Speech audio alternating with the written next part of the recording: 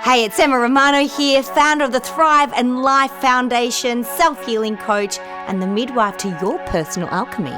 I am 𝗘𝗽𝗿𝗄𝗏, founder of the Heaven Within Foundation, CEO of Lifestyle Finance Australia, finance expert, life and business coach. And you are listening to Inspired Conversations, where we talk about the things that really matter. Yes, we go there. We share together what's exciting us, inspiring us, and having the most profound impact on our lives and our clients' lives. And we do this to elevate and inspire you. We cover it all from life, body, love, relationships, trauma healing, addictions, business, money, and all things woo-woo. So sit back, relax, and get ready to be inspired and laugh the fuck out loud. Welcome, everybody. Welcome. This is 𝗓𝗵𝘆 and the delicious and the delectable. It is 𝗘𝗽𝗿𝗄𝗏, and you are listening to Inspired Conversations. Today's is a beauty. Today is a beauty. I'm going to introduce today because it's this one's actually really special, and I didn't know this about Em when I first met her, and I learned about it in a kind of interesting way. And then when I learned this about her, I was like, oh my god, this is like the coolest thing ever. You have to tell more people about it. And now she is just my go-to for this.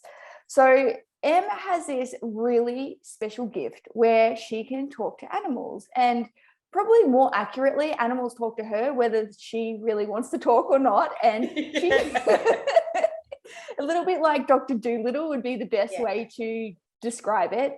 And I remember when I first met Em, I met Em through an ex-partner, and she was over at my house doing something with my ex-partner, and my cat decided to open a conversation with her. And mind you, my cat, not my current cats, this is previous one, Nala, I'd had her for 11 years at this point, and she had a car accident a few years ago, just after I had started seeing this particular partner.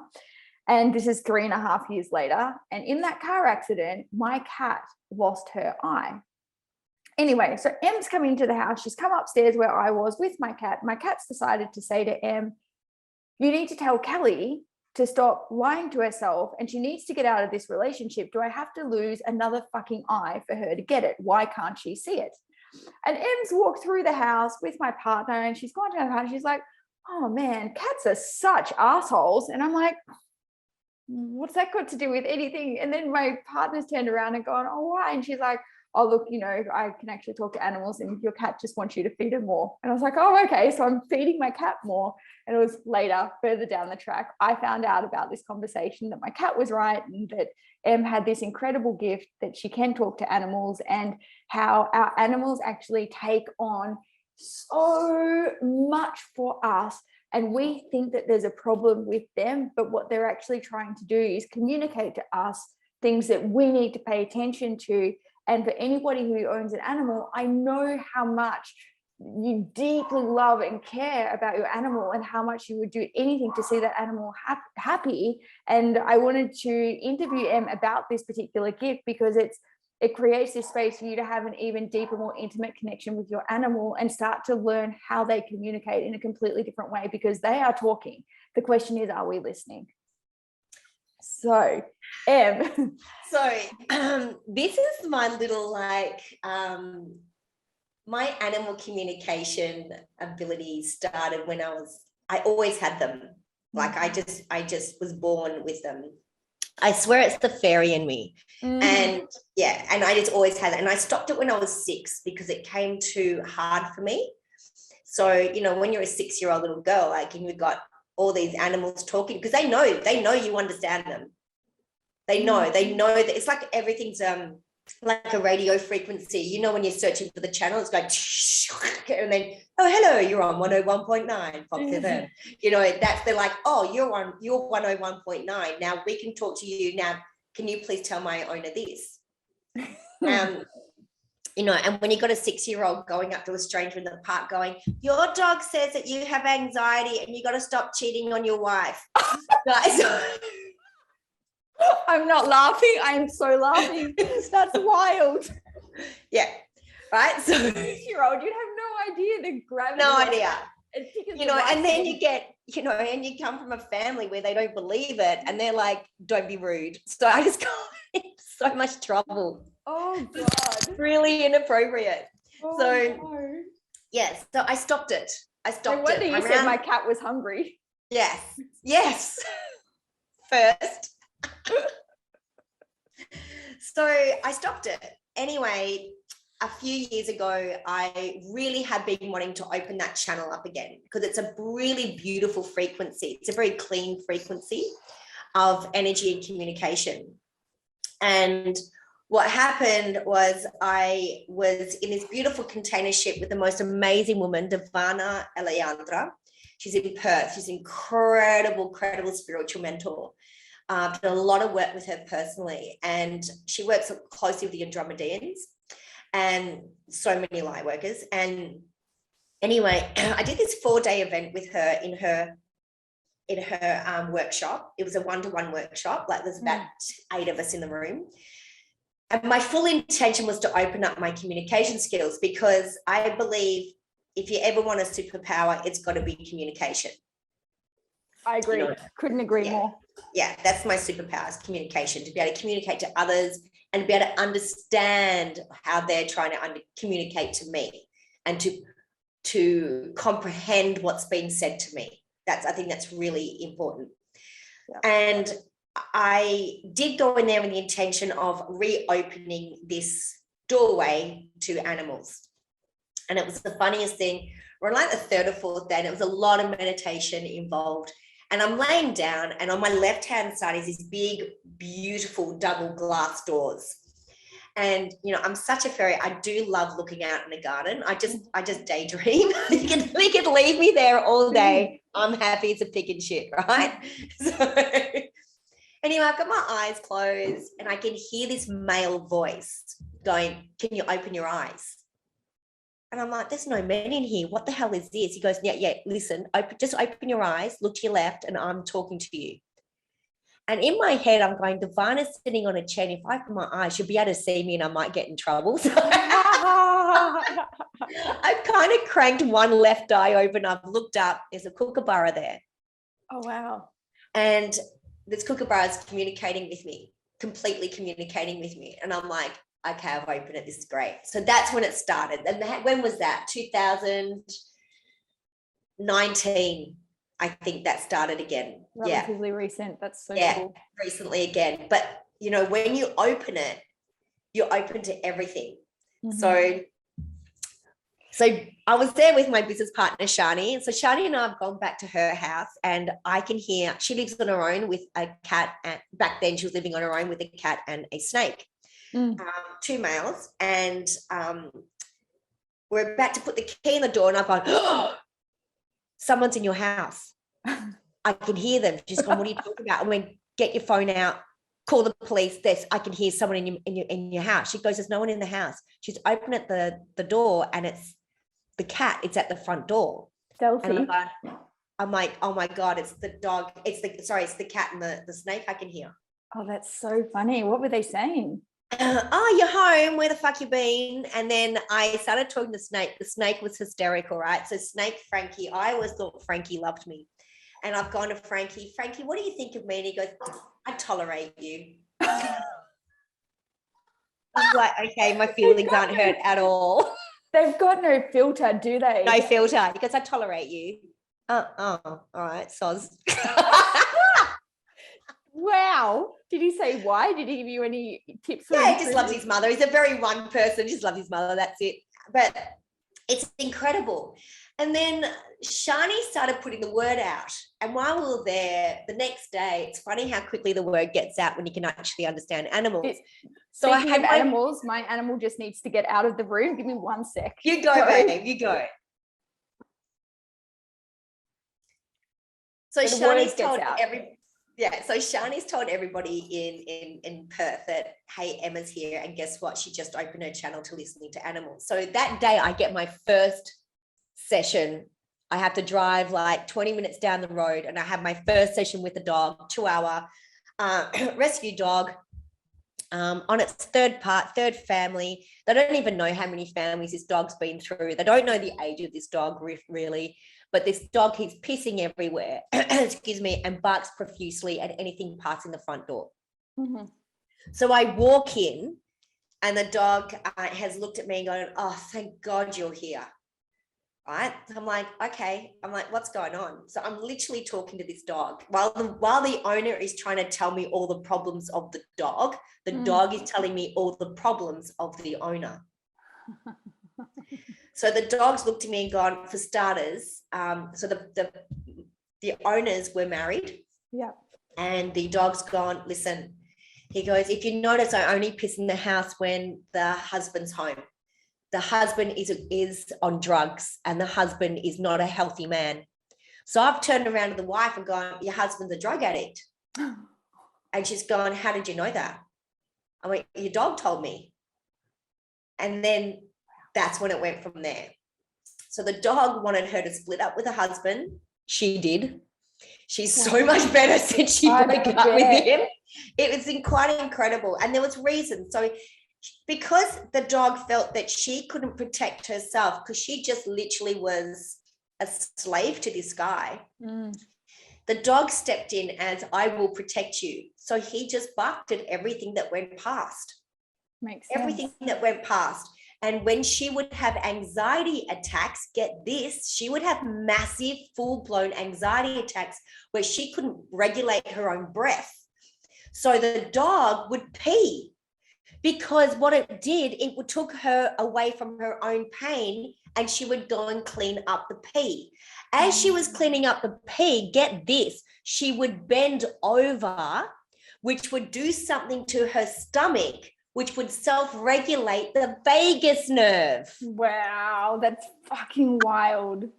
Make this fucking shit up. Like, it's nuts. So this is blowing my mind. So I'm telling her all this stuff.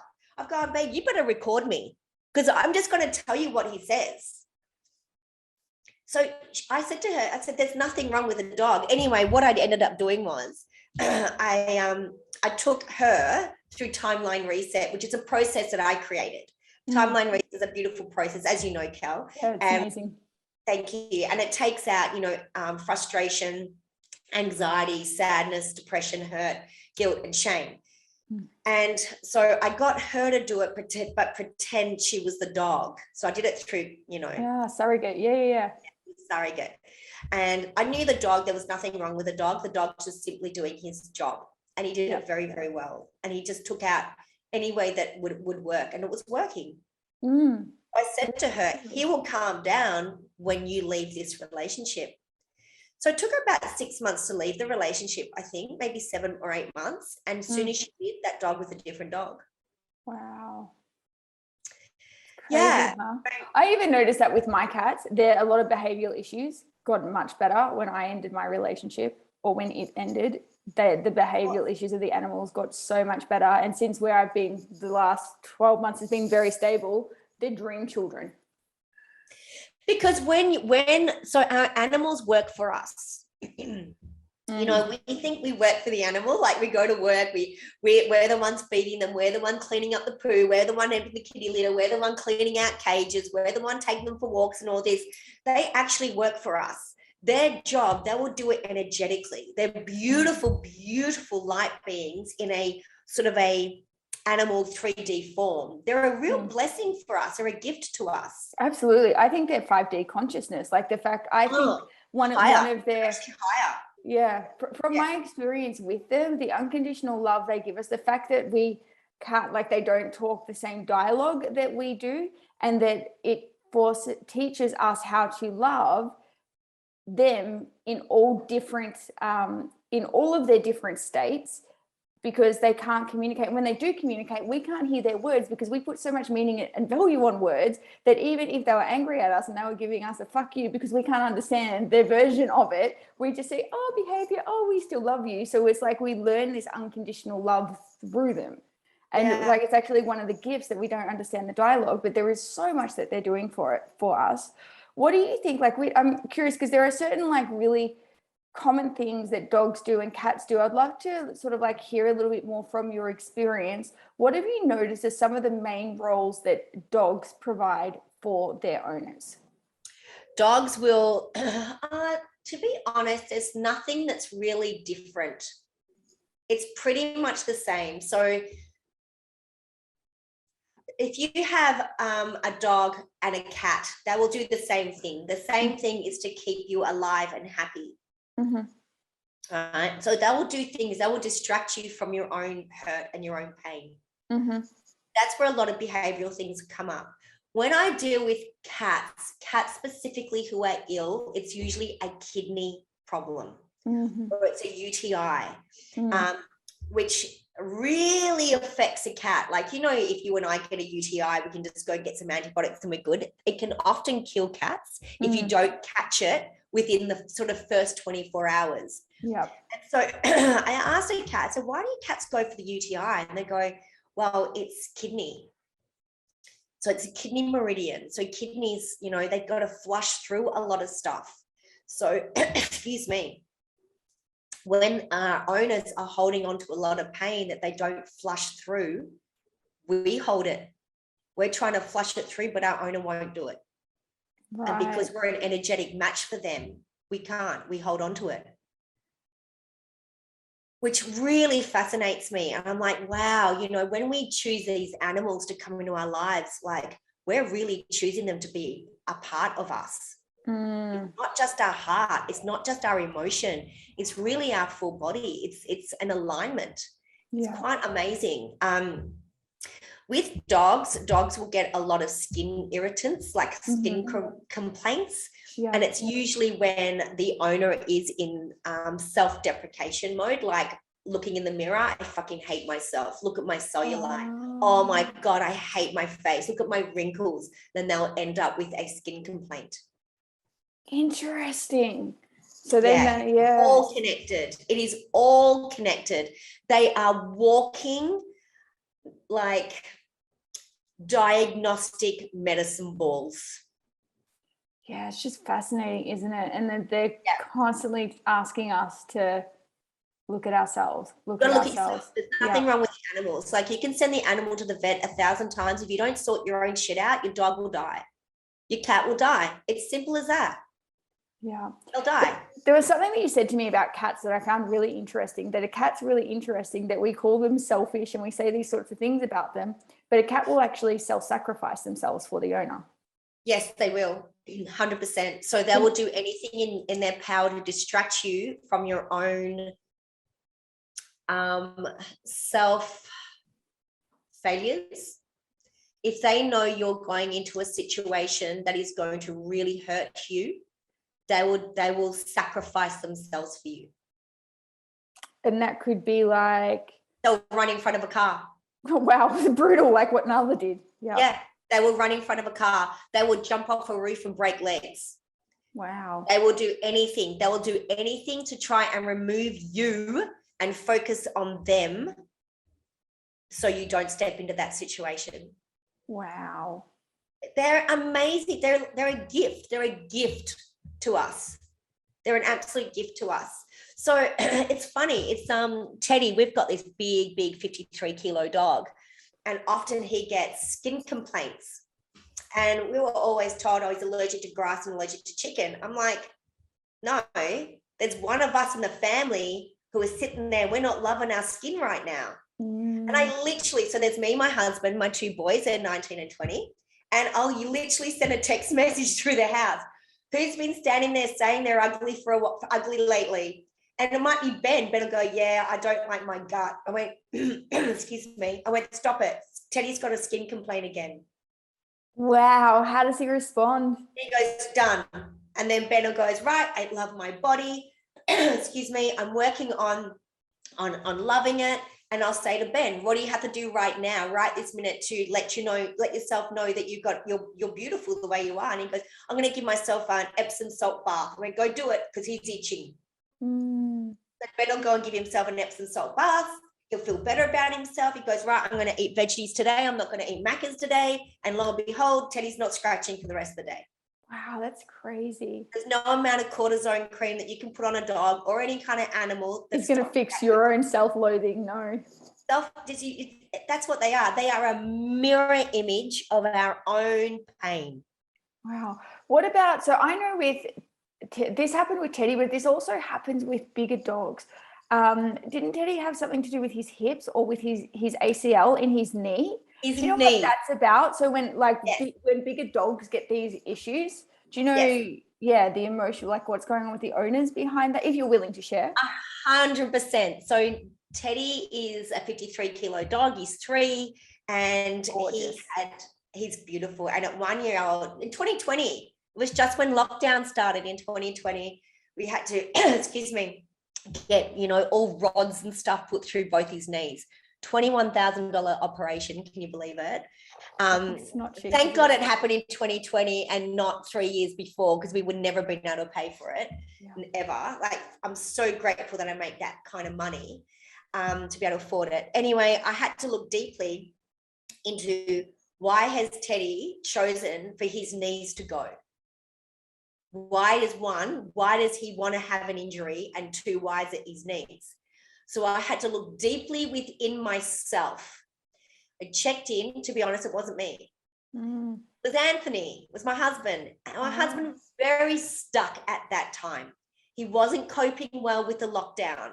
He's a chippy. He was able to go to work, but he wasn't able to do the footy training and the footy. And that's, he just loves, you know, he's a president of the football club. He started the first female team there. He coaches the team there, the girls, and he just loves it. It's his passion. And he couldn't do it. He felt very trapped. So when you ever have problems with the knees, it means you're not stepping forward. You're stuck in your ways. So we had to look at a different way. I'm like, babe, we have to get this operation for Teddy, obviously. I said, but we have to look at you and where you're being stuck. So that's when he started doing the training on Zoom. And it was, lo and behold, they said it was going to be 8 weeks per knee for Teddy to recover. It was about 2 weeks per knee for Teddy to recover. Wow, that's insane. They were major operations. I mean, they sliced him all the way down, both in the side, and he's got rods in there and everything in there. Yeah, he bounces around now. I watch him dance with you. He dances with me and everything. He bounces out. He's absolutely fantastic. He's at the footy now with Anthony. So he's happy as a pig in shit. But everything that goes on with your animal, take the opportunity to look at yourself.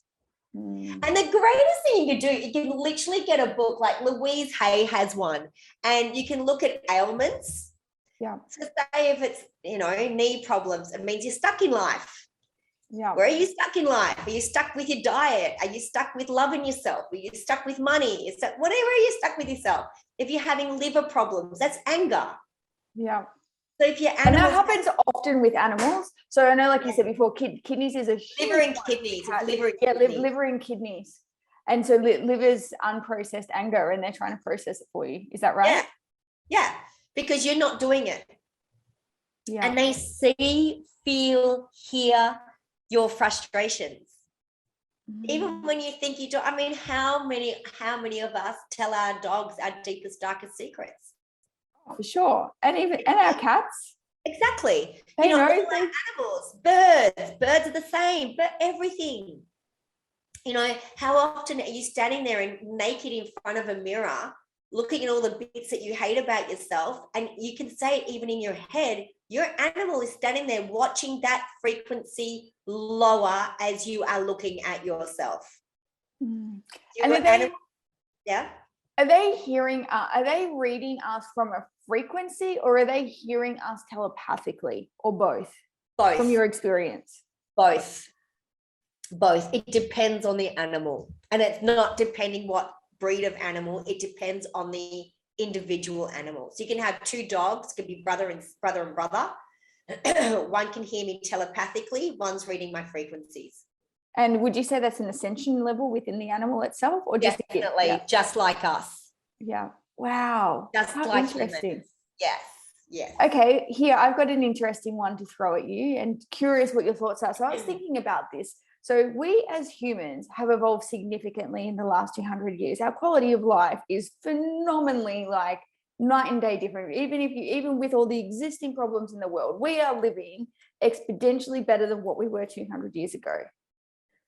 And it's because of our collective desire to have better quality living conditions, right? And we're living into the manifestations of the collective desires of wanting to have better qualities of life. You know, before we married for security and power, now we marry for love to the best of our ability. And, you know, like if we just look at the pure simplicities of desire, like now we've got a space where we can marry out of love and desire. Women, we have freedom of speech and expression and equality. You know, there are so many different realities that we are living into because of the desires that were rockets of desires that were sent off in the past. Now, when I look at particularly cats and dogs, they've also radically had an improvement in their quality of life as well.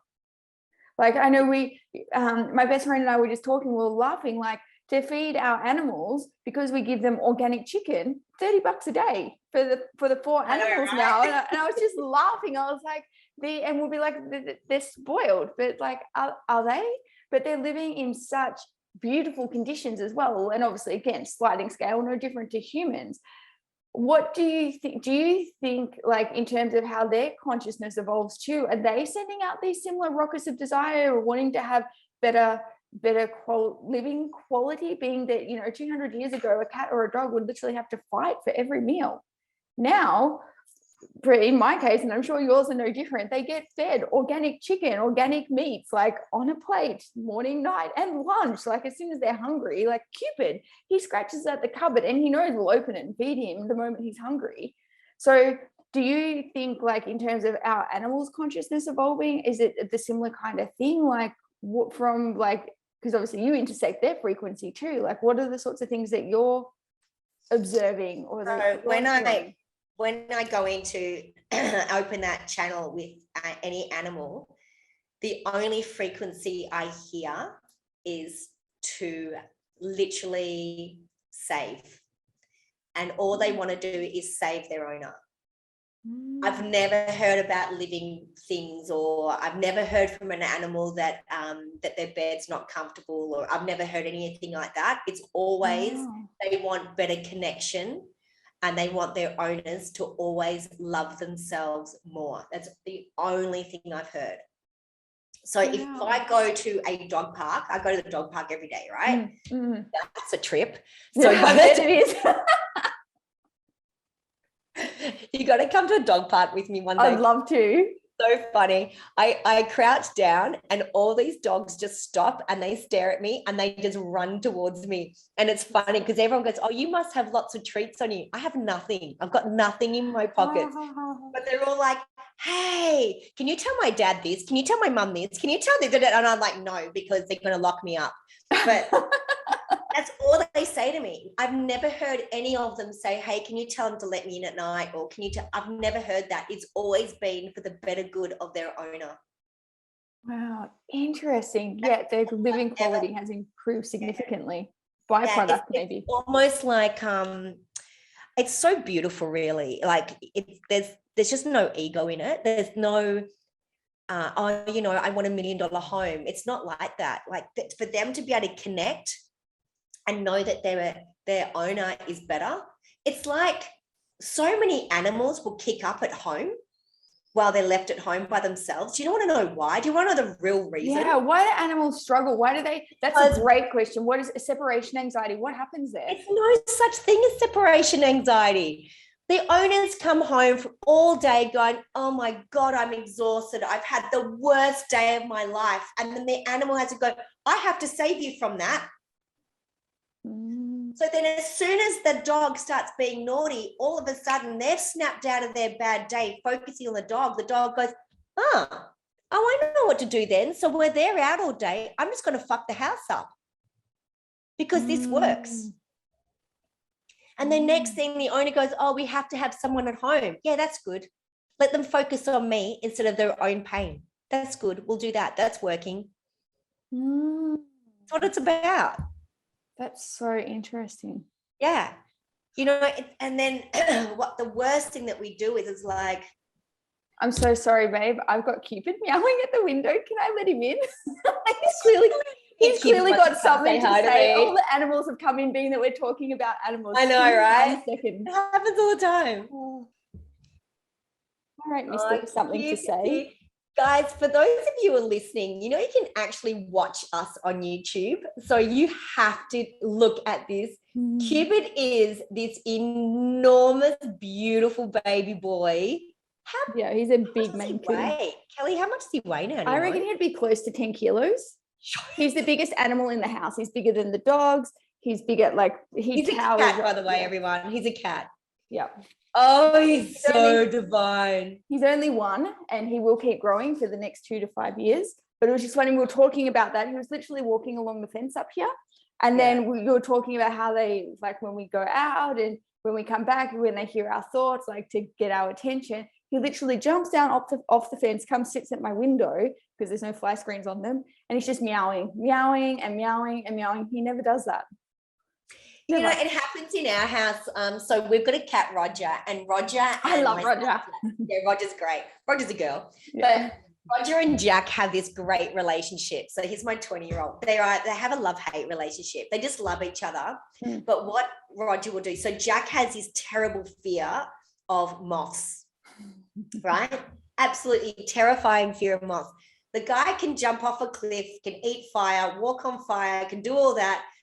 Run women's groups, he can do all of that at the age of 20, but he cannot handle a moth. It makes me laugh so much, right? Cracks me up. So when Jack is going through a bad time, so Jack went through a bit of a depression, and it was so funny. So people would often say, oh, this is a present for Jack. It wasn't. Roger would go out and get a moth, and then she'd run upstairs and she'd drop it in his bedroom and then run out and then listen to the onslaught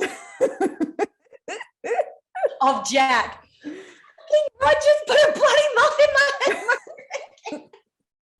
But what it was doing was this. It was creating so much laughter in the house. So Roger just kept doing it. It was so funny, and I'm like, because I said to Roger, I went, why are you doing that? Are you just being an asshole to Jack? He goes, no, watch, because the whole house laughs. And I went, smart one, my love, smart one, good girl, keep doing it, and that's what she was doing. She was creating a different frequency in the house. That's all animals do. They want to create a changed frequency in the house.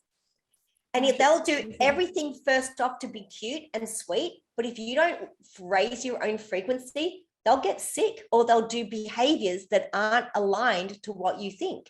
And then if you keep looking at the dog and not looking at yourself, going, okay, this dog's showing behavioral anxiety. What am I anxious over? Sad. What am I sad about? My dog's overeating. What am I overindulging about? Oh, good one. What my cat is doesn't want to come home. What don't I want to come home to? Is there something in my home and even in myself that I don't want to see? Gosh, that's so interesting. I remember right before my relationship ended, Nala, my cat, she just wouldn't come home. She'd be gone for days at a time. I didn't want to be there. Gosh, that makes so much sense. If you don't want to be home, and it's not even just your four walls, like your house, I mean home in your own body. If you it's definitely not yourself. In my body. Yeah. If you don't love yourself, if you don't want to come home to yourself and love all of you, your shadow, your light, everything in bloody between, they won't want to come home either. Gosh, that's so interesting. So is this something, so this reading with animals and helping owners, because it's never about the animal, it's always about helping the owner look at what needs to shift within them so that the animal can heal, because they'll spontaneously heal. Like I know even when Gabby, my best friend, talks about when she was learning kinesiology, they practiced some stuff on the animals and they changed things, and it was almost like watching big sores spontaneously heal right before their very eyes. It was profound, like how quickly an animal will heal. So are you still doing sessions where you're helping people connect with their animals and understand what's going on and helping them go through the internal shifts that they need to so the animals can heal or have better relationships? Yeah, I do. It's a little sneaky sideline thing I do because, I want to focus more on teaching people what I do. Yeah. excuse me, because I'm bloody busy. I know you're busy. Even to get you to sit down for a podcast, I'm like, right. No, bloody busy. Which is great. I love, but yes, I am definitely open to that. Definitely. I should probably start teaching it, shouldn't I? Yeah. I'm not the only one. Yeah. It is a different way of communication because they do talk to me directly. I'm not reading a behavior or guessing a behavior. I'm actually having a conversation with the animal. And yeah, animals are incredibly beautiful frequency. That's a gift to us as humans to help us get through our day-to-day lives. And it's like, I noticed even when I was traveling, so I've just come back from traveling for 2 weeks, not having the animals around in the house, different frequency. It's not, they just bring this like love and laughter and quirkiness, and they're so great at like breaking your state. Like the amount of times the cats, when I'm working, when it's time for me to take a break, will just get up, walk across my keyboard, sit on me. Cupid puts his tail in my face to be like, hey, like you need to focus on you. It's still going to be there in half an hour's time. Yeah. Do you know why cats will sit on your keyboard? It's not for warmth. Isn't it because they want to be like you? No, it's not. It's because they sit there. It's because they're calibrating your nervous system. They're regulating your nervous system. That makes sense. Yeah. So when you pat an animal, they did studies on it. If you pat an animal, it takes your nervous system right down. But I'm the same, Cal. Like whenever I've gone to present overseas, and I can be overseas for 2 or 3 weeks at a time presenting, I'll literally have to walk around the neighborhood looking for a dog to pat. I do that too. I go looking for cats. Me too, or a cat. I'm like, is anyone got a cat or a dog? Or I'll go to a dog park or something. I'm like, I'm so sorry. Can I just pet your animal? Like, I really need to pat, and it just grounds me. That's what grounds me the most. You know, whenever I'm upset or anything, just sit me on the couch with Roger. Like I've had COVID, and my cat will sit there with me. Also, I want to tell you what black cats do before we go. Oh, yes, please. Black cats particularly are very, very magical. So especially if you are an energy healer or you're a little witchy poo like me, black cats will actually sit on a space on your body, like on your chest, or it'll be on your tummy, or your legs. It's wherever you're holding negative energy, and they soak it up, because black cats sleep longer than any other cat. I didn't know that. Yes, and that is because they have the energy to be able to suck out anything that is not working for you that we're unaware of. And wherever a black cat lays, especially actually all cats, wherever a cat lays, never lay where a cat's been laying. Because they're soaking up the energy, right? They're soaking up the energy, yes. So don't lay there. It's usually at some kind of a dead space. Interesting. And they're making it a higher frequency. Just leave that space there for them. Do you know what's really funny that you say that? After my relationship ended and I moved into this place where I am daily with my best friend, she'd already had the house furnished. So all of my stuff is in storage in the garage. And it's sort of like all along one side of the garage. For the first 6 months of me living here, do you know where Jupiter slept the whole time? On your furniture. Yeah. Yeah, to soak up all the negative energy from it. Wow. She almost lived out there on it. Yeah. Wild. God, but like when you say little things like this and I start putting pieces together and I'm like, yeah, it's huge. And you know what? Every day, all the time, I look at my cat and my dog and I go, thank you for doing all the things that I'm completely unaware of. Yeah. And I just thank them. And I say it out loud, or I say it in my head. I go, thank you so much for keeping mummy alive. Like, thank you so much for looking after the boys and daddy, you know, thanks so much for doing all the things that I'm not even aware of that you're doing for me. Thank you. I mean, I know when Teddy asks me for a walk, and it's usually I'll be very conscious. I'll go, right, why is it right now that he needs that walk? And I go, what am I doing? I'll be overwhelmed. Or I'll be like, shit, I've been in my office now for 4 hours straight and I haven't even stood up. He wants me to go out. He needs me to get out into nature so I can come back and be a better version of myself for people. Wow. Gosh, they're like custodians, aren't they? Of us. They are. They really are worth their $30 a day in food.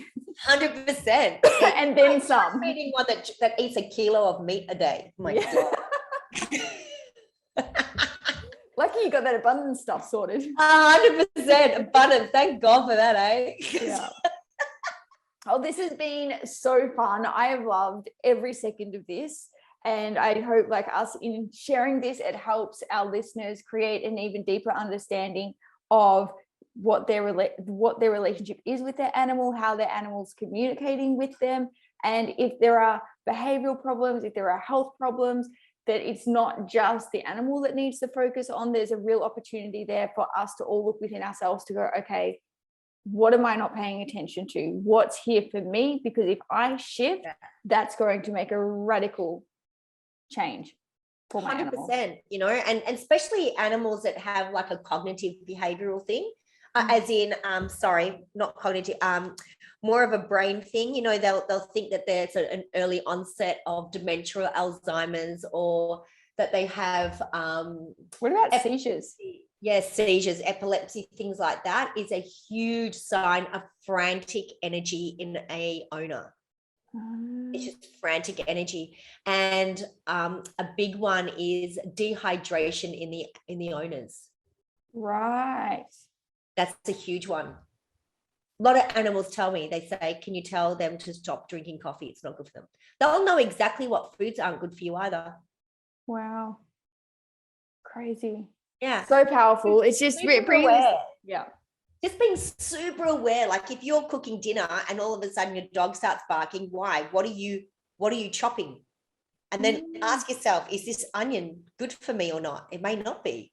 Like it's full on. It's amazing. Yeah. So the invitation is, everybody, there's an invitation there to have an even more awesome relationship with the animals in your life, and just give them some love. When you go home to them today, or if they're around you, give them a big cuddle and just say thank you, because they are doing so much unseen amazingness for you. And I hope that you've enjoyed this episode as much as we have. It has been super fun. If you've got any animal questions, send them through. Can they do that if people have some animal questions? Please do, because we didn't even touch on animals passing. Oh, let's do that. Okay. Come on, all right. It'll take 5 minutes. Yes, let's do it. When an animal passes over, it is nothing like that we think it is. They are not sad about passing. They are very excited to go. Tell me more. Because they know that their job has been done here. So that even if they're a year old, even if it's a puppy or a kitten, right to a 25-year-old animal, whatever it might be, they are not sad about going. The only thing that upsets them the most is that the owner has one job and a duty of care to allow that pet to go peacefully, and the owners hold on too long. And that's when the animal thinks that they haven't done the right thing by the owner. Because an animal is there for as long as you need. So they are literally given a job, right? You know, little Foxy Socks kitten, you've got to go and work with Bobby over there, and you're going to be there for 12 years. You know, 12 years comes, right? Little Bobby Socks needs to be passed over. But there's nothing wrong with Bobby Socks. Bobby Socks is old, and he'll go, right, I'm going to create something so I can die. And then we take him to the vet. You know, Bobby takes Cotton Socks to the vet and starts pumping drugs, keeping the cat alive. And the cat then starts going, shit, what have I done that I'm not allowed to move on now? Have I not done my work here? Because we'll keep an animal in sufferance for our own avoidance of abandonment. Yeah. 100%. And it is the most cruelest thing you can do to an animal. Because they it's an evolution, they evolve. So they do this one, and then they'll go into something else, and then they'll go into something else, and they'll go into something else and something else. They might even be your pet again, but in a form of something else. Yeah. It's interesting that you say that. So Nala, the cat that I've spoken about a few times in this, right after my last relationship ended and I moved into my new place, within the space of a month, I went on a holiday, came back. She had run away and she'd tried to go back to my old place. The new owners had found her and she'd had a big infection in her eye because the one that she lost the sight in, it was always sort of like just unhealthy, and sometimes we'd get a bit weepy. Anyway, she'd managed to get a really big infection in that. They took her to the pound. The pound tried to treat her and scan her for a microchip. The microchip, because it was more than 10 years old, actually, this is important. People, if you have pets that are more than 5 years old, get their microchips checked because they don't all last forever. So when they went to scan Nala's microchip, because it was it's more than 5 years old, it actually didn't scan. So It didn't scan. So they couldn't call me. They couldn't contact me to say, hey, your cat's been found. How would you like your cat treated? And she had such an infection in her eye that even if they did treat it, there was a high probability that she wasn't going to make it. And then she passed. But it was literally right after I'd got out of that situation where she was like, do I need to lose another? Yeah, job's done, gone. So her next life, she'll have 2 really healthy eyes. To get me, she'll be fine. But if we keep them alive, so we're keeping them suffering for our own selfishness. It's really important that people understand that. I help a lot of people. That's probably what I do the most, is when people will send me a photo of their animal and go, I don't know if they want to pass or not. I'm like, she's screaming out to be let go. This is your duty of care, is to take your cat or dog to the vet, or do it in the most humane way and do it. Send them to the ether, send them to God, Yeah. And it would have been an impossible decision for me if that microchip had a scan and they had to call me because I had the resources to treat. But would have that really been in the best interest of her? She'd already been through the trauma of an accident. She hated being at the vet because of it. And I would have been holding on for me. Not for her. That's right. Not for her, for me. But for you. Yes, exactly. And so even though it sucked that I didn't get to be there with her, the impossible decision was taken out of my hands and the most kindest thing happened. And when an animal is dying, you've got to look at yourself and go, what else needs to die with this animal? Is it self-loathing? Is it, a habit, an addiction? It's a death. It's a death of an ego as well. Yeah, there was a whole version of me that died. Yes. Yeah. And a completely new version of me was birthed. It's so big, isn't it? It's huge. And we just and this is just bringing that next level of consciousness and awareness to our world around us, and every person, animal, being, level of consciousness that we're co-creating with. Yeah. That it's all there for us. Are we listening? Exactly. You've got to listen outside of yourselves to know what's really going on the inside of yourself. Yeah.